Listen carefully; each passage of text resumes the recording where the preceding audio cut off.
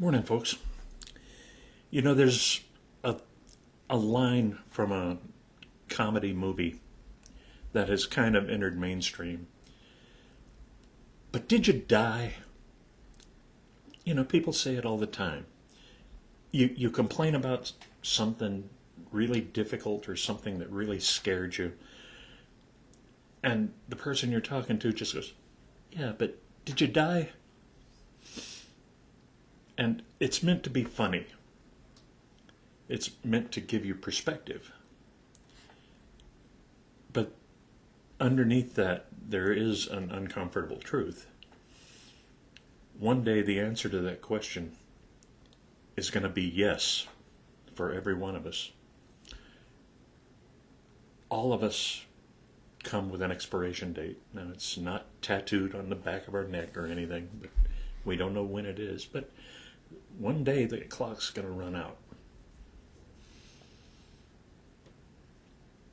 Every life eventually runs into death. And it feels like the story ends there. But that's exactly why Christian claims are so radical. See, Jesus stood outside the tomb of a friend with his grieving sisters and said, "I am the resurrection and the life." I'm not just a comfort in grief, though he is. I'm not just inspiration, though he should be. He is the resurrection. In other words, death doesn't have the final word. Christ has been victorious over death.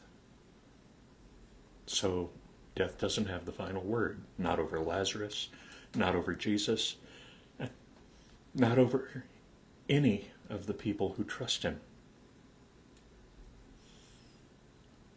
None of this is to deny the grief that you feel at the loss of a loved one.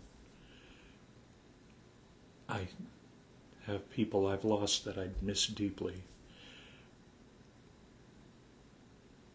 I have friends who are grieving deeply for the loss of children, of spouses, of people they loved. You see, even after Jesus said that, while he was standing in front of that tomb, Jesus wept. Grief is legitimate, but death is not the end.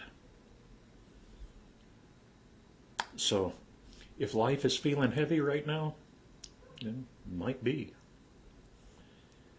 If something in your world feels buried behind a rock, don't assume the story is over just because you're standing in front of a tomb. Whether that be a person, a relationship, a job. Life's not over.